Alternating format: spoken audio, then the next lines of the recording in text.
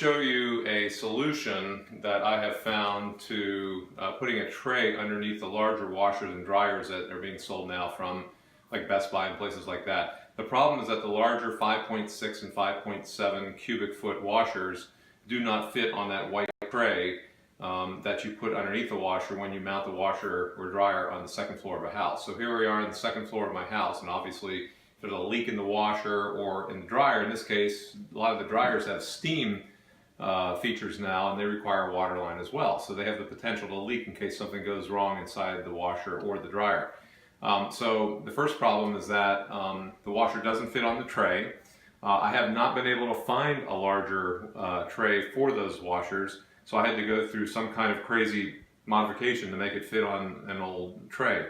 The reason we're doing this today is because our washer got recalled, the Samsung exploding washer that you've heard about in the news. So it's a perfect opportunity to put a custom-made tray in here that I found a solution for, and I want to share that with you. So if you look over this way, so here's the place where the washer is going to go, and then the dryer is going to go. Okay, here's the drain tube right here that the builder put in that was supposed to be just for the washer, but of course the dryer, as I mentioned, has a water line, so you really need a tray under the whole thing.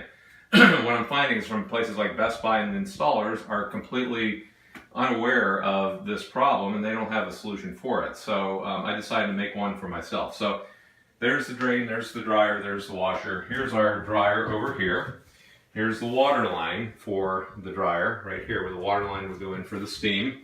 And the other washer is going to be delivered today. So if we can swing right over here, let me show you the tray that I had built from a local sheet metal shop.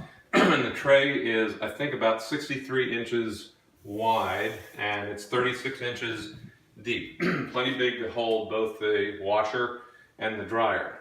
It's got a 2-inch lip on it. They did a great job here, and folded over the top lip so you don't catch your foot on it, and they sealed up the corners here so if there is a leak, the water is not going to leak out of the corner of the tray.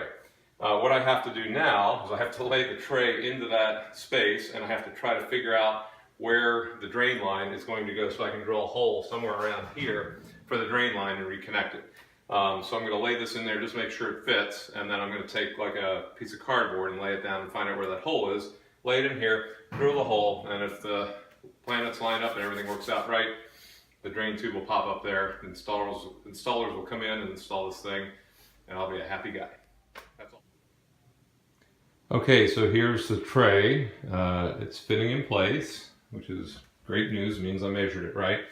Allowed a little bit of space on the left-hand side and a little bit of space on the right-hand side for adjustment room, so that should be fine. And so there it is. So the next thing I have to do is build a template and find out where that hole is, which is somewhere right there, so stay tuned. Okay, so now it's time to lay the tray in and find out where the drain hole is going to go, where I have to drill the hole.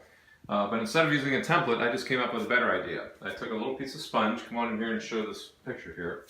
Took a little piece of sponge and put it in the drain hole, and I'm going to take some dark blue paint, put a little bit on the sponge, drop the tray in there, and it's going to mark right on the bottom of the tray where I need to drill the hole. How about that? So let's see if that works. So we'll just take a little bit of paint here and put that right on top of the sponge. So it's going to leave a mark. I know this is really geeky, but I think this is a great, easier way to do it than with the template. So let's see if it works. Bring this in here. And underneath,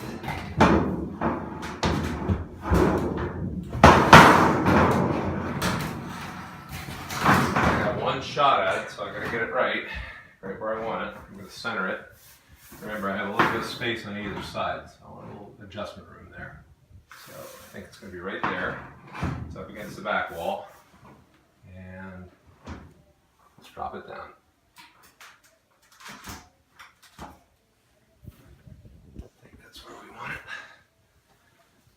The back, push down, make sure we get a good imprint wherever it is, somewhere in here. And if it works right, I've got a spot on the bottom. Let's take a look. There's my spot. That's where the hole goes. How about that? All right, back later.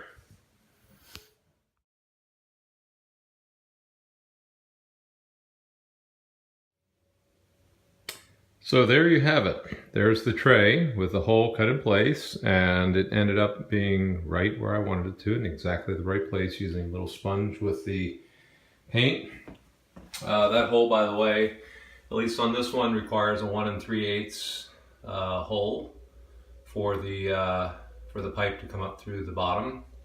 And you just drill that, tighten down the nut, and that's good to go. So the next thing we do is wait for the delivery man to deliver the new washer, and we'll show you what it looks like when it's all installed. And here's a picture of the old tray that was underneath the Samsung washer, and you can see that I had to make some wood blocks to make the washer sit up high enough off of the tray so it wouldn't squash down on the sides of the tray. And you can see where the hole was there as well. So that just wasn't going to work out. So that's why I built the new galvanized steel tray.